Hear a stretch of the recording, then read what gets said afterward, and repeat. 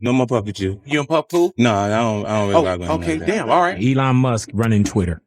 Why? What did Madonna do? You can't be like a virgin at 63. Right. Do you ever see you and Ja like pictures together? When we say Instavid? Nah, that won't happen. Wow. What is this penis enlargement lawsuit? My penis was enlarged since I was little. Okay. Big Boys 30 special edition, 50 Cent. 50, he speaks his mind. So let's get into it right now, man. Big Boy 30 special episode, 50 Cent always has an opinion. Big Boy in the morning. All righty, man. It is going down. We got friend up in here, 50 Cent. I'm here. Pleasure to have you in here. The first thing I said to Fifth when he came in, I said, man, you back in that gym, huh? Yeah, training, man. Try to get myself back in shape. Yeah, man. Is music that first love? Because there's some cats be like, man, I could walk away. I need that to feel hot. I hear you. Like, I like, you can't really fake that. No. It got to be based on the material and you having your finger on the pulse of what's going on and being able to do it. Like the guy that he's hungry, so he's writing because he's hungry because he has nothing. I remember that. I was that. Mm-hmm. And now while they're saying he's hungry, I'm saying, show what? I'm disciplined. Right. Yeah. And it is a significance in staying in a culture that's out with the old and with the new.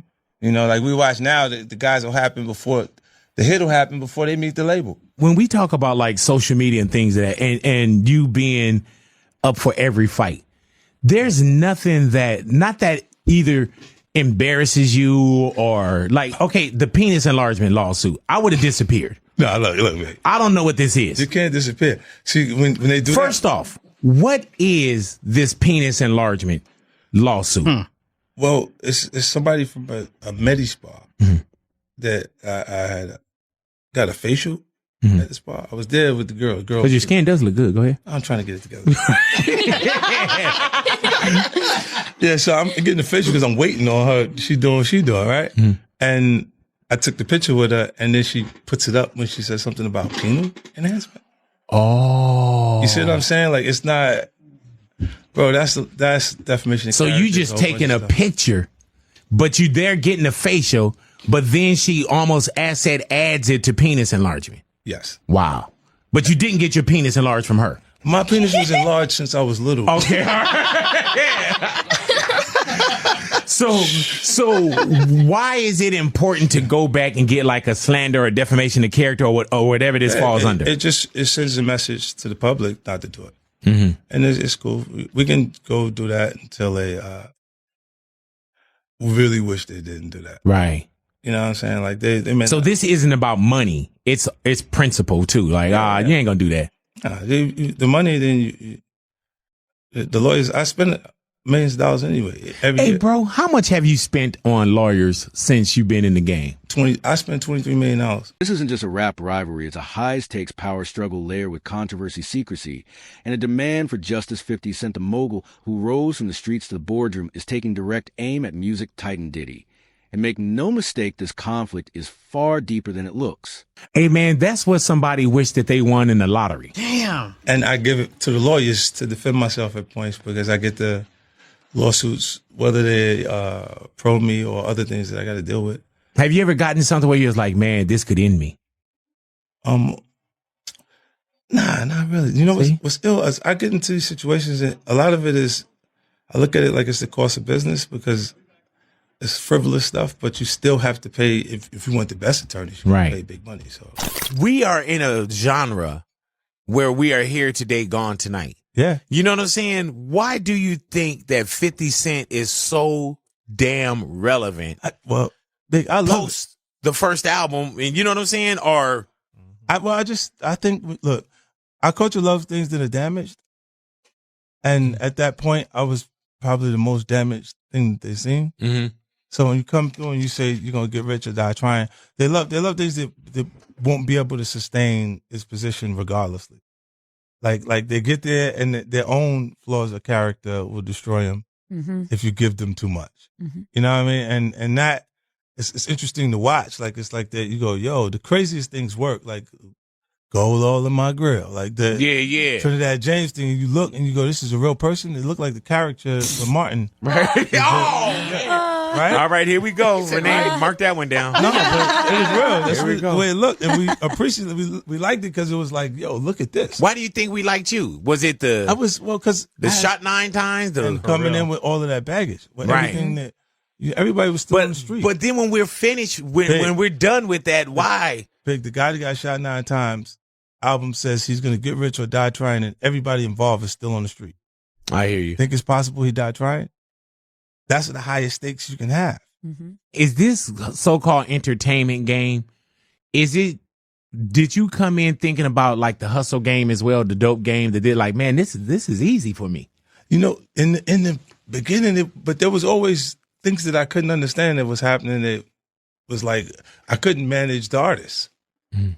I couldn't keep all of the artists in pocket, or it'd be 5 of us here today. But, right. You talking about like G Unit, where they're all, and because like when you look at all of the groups that came, right? They all kind of either the guy that's in there that is extremely talented pulls out to the front and he goes, "I'm going solo." Mm-hmm. And he like leaves the other guys, like, or there's the scenarios where for years whispers about Diddy's controversial behavior, accusations of control and misconduct never fully faded, but with serious legal challenges and a high-profile arrest shaking the industry, those rumors are turning into undeniable facts and stepping into the spotlight to expose it all, none other than 50 Cent, ready to bring everything to light. Businessman, and the list goes on. 50 Cent has his hands in just about everything and showing no signs of slowing down. We sat down with the multi-hyphenate to discuss his upcoming return to the stage, his current projects, and what's coming in the future, including his docuseries about Diddy. Curtis James Jackson III, also known as 50 Cent. Thank you so much for talking with us today. Thanks for having me.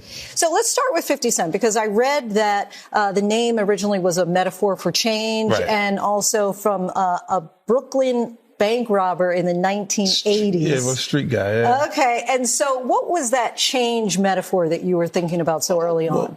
I came with the concept of I just do things my way, and I know that the other artists that were there was so many talented artists, a part of hip-hop culture, that I knew they could beat me at different things, but they couldn't beat me at being me. Mm-hmm. So the idea was to let my presentation be as much like my experience as possible. Between the music, the movies, I mean, you're the ultimate multi-hyphenate liquor, whatever you want to talk about with regard to you being a mogul and sitting really on an empire. 50 Cent, not even 50 years old yet, in a few months though.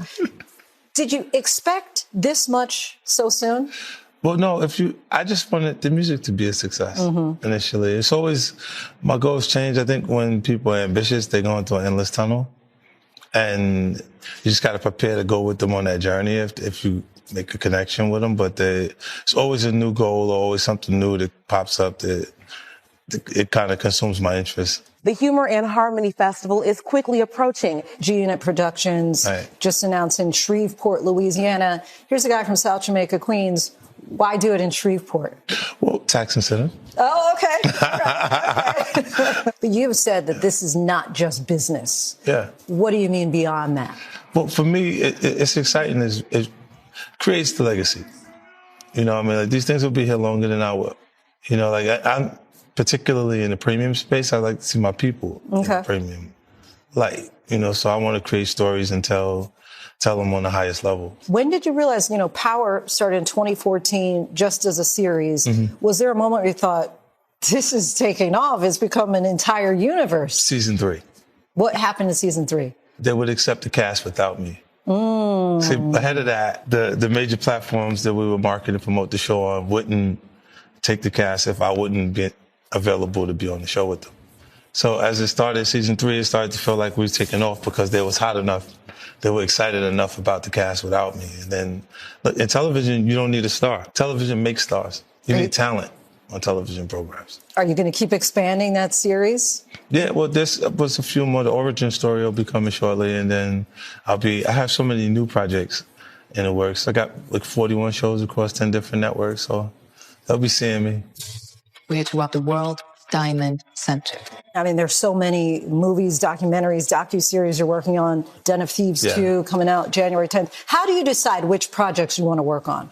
Oh, just the ones that I feel like have a high probability of success. I'm just looking at it and saying. This goes far beyond competition. It's about revealing long-hidden truths. 50 Cent has been quietly crafting a hard-hitting documentary that dives deep into the issues surrounding Diddy. And now with Netflix backing the series of world, is about to see what has been kept in the dark for too long. Something that excites me, would I want to stop and watch it? Speaking of, in particular, Netflix docuseries that you've been working on, Diddy Do It. Right. You've been saying for years that you feel you knew Diddy's character. Right. Yet you said you weren't a part of that lifestyle. You weren't going to the parties. So what makes you so absolutely sure that these kinds of allegations that we've seen against him are true? Well, I'm surprised by the allegations, as surprised as everyone else is. Like, I didn't make the allegations. I didn't tell people to say these things.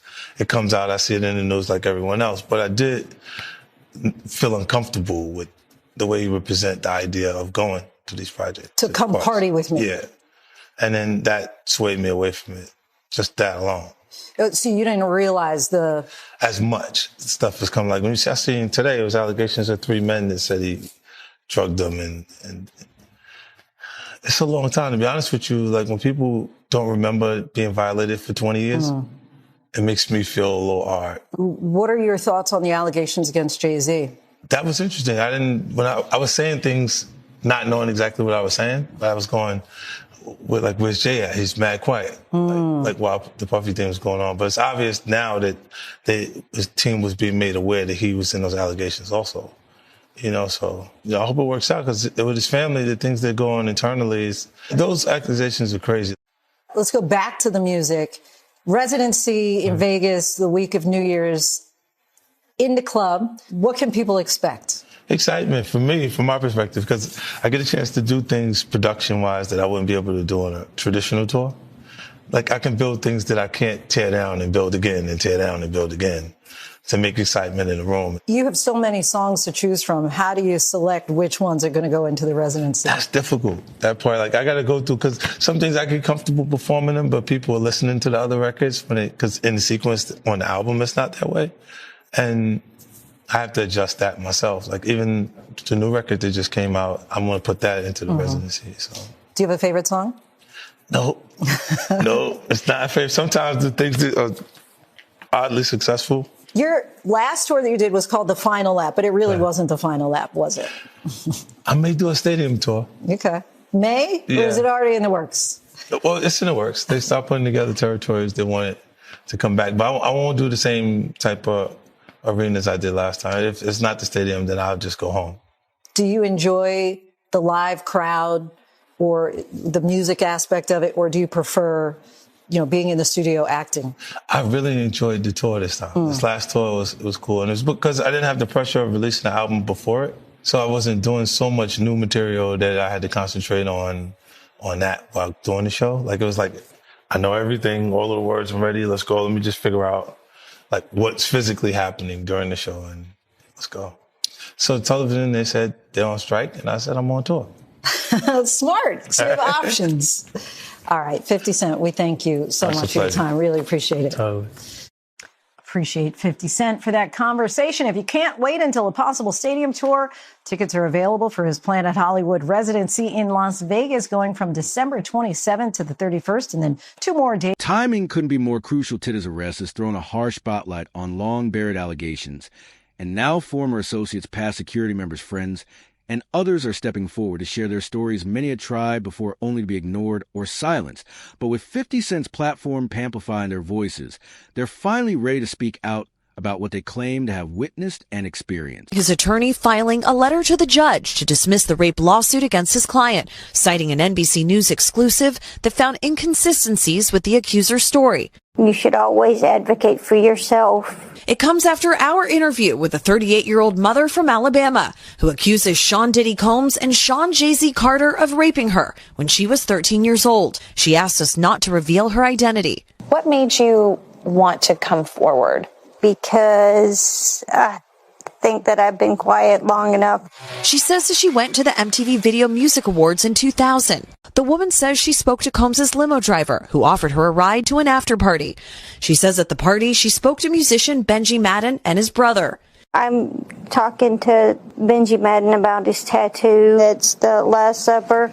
In a statement to NBC News, a representative for the Maddens confirmed that they did not attend the 2000 VMAs and that they were on tour in the Midwest at that time. At the after party, she says she had a drink that made her feel woozy. Then she says Combs and Carter both raped her.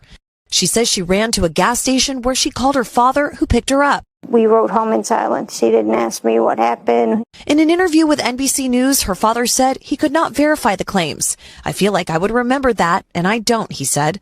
When we asked the woman about the contradictions in a phone interview on Friday, she said she stands by her statements. I have made some mistakes, she said, in remembering what happened 24 years ago.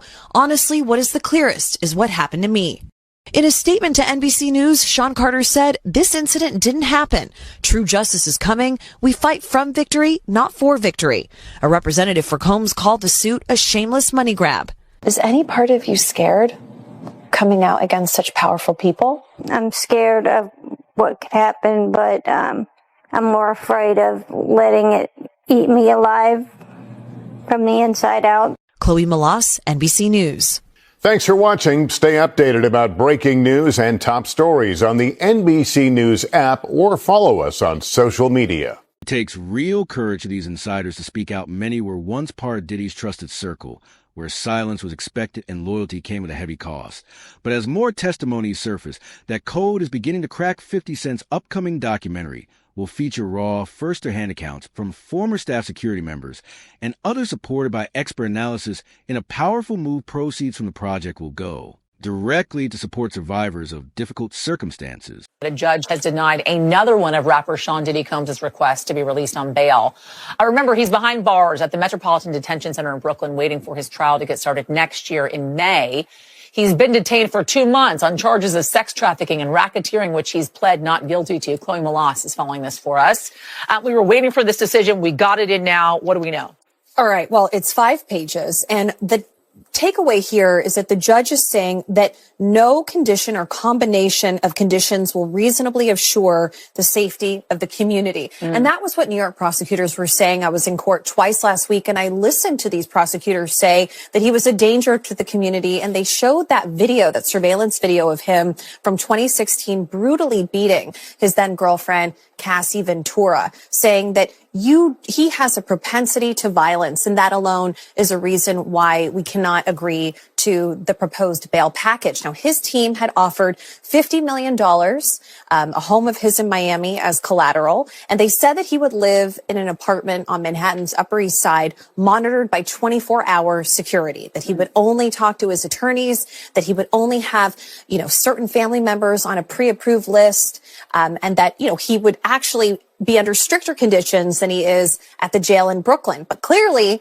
this is the third time. Yeah. This judge not buying it. What was Diddy like in court? You were there twice last week. What was his demeanor like? I mean, he was smiling on Friday, turned around and looked at his children. All of his children were there except for his infant child. His mother was there.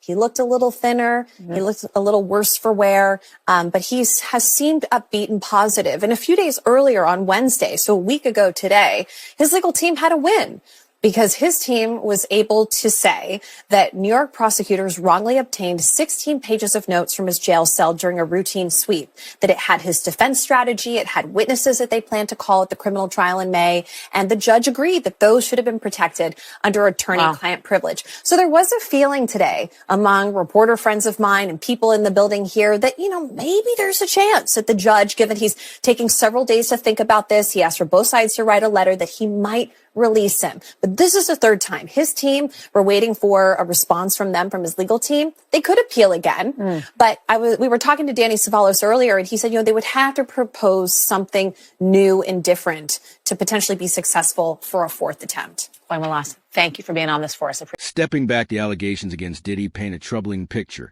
that spans years, ranging from accusations of unethical practices to serious claims of misconduct. A key moment was a lawsuit filed by his ex Cassie Ventura, which sparked a surge of new allegations. Diddy's swift settlement with Cassie raised suspicions, with many interpreting it as a quiet acknowledgement. But that moment was just the start of much deeper unraveling. And be a voice for yourself. You should never let what somebody else did run your life. A 38-year-old mother from Alabama who has filed a lawsuit accusing Sean Diddy Combs and Jay-Z of raping her when she was 13 years old is speaking out to NBC News for the first time. She asked us not to reveal her identity. What made you want to come forward and talk today? Because I think that I've been quiet long enough about what I've been through, and it's been hard enough to be quiet. But it's a chapter of my life that I'd like to close. An NBC News review of her account found inconsistencies with her allegations. She says that she went to the MTV Video Music Awards in 2000 to catch a glimpse of her favorite celebrities. You weren't scared to be all alone? No, with having autism is like feeling like you live your life in a shatterproof juggle ball. The world's on fire. The fire is inside the ball with you, but there's no way for you to get out. In addition to having autism, the woman says she suffered a head injury. The night of the 2000s VMAs, she says a friend drove her from Rochester, New York to Manhattan, a more than 5-hour drive. Her attorney provided NBC News with the name of the friend who has since died. The woman says she spoke to Combs' limo driver who offered her a ride to an after party. I stumbled upon Diddy's driver who told me that I was exactly what Diddy was looking for. What did you think when he said that to you? I thought it meant that I was just pretty. She went to a White House, she says, where she spoke to musicians Benji Madden and his brother. I'm talking to Benji Madden about his tattoo because, I have about his tattoo that's the Last Supper because I have a religious background. So it was just something to talk about. In a statement to NBC News, a representative of the Maddens confirmed that they did not attend the 2000 VMAs and that they were on tour in the Midwest at the time.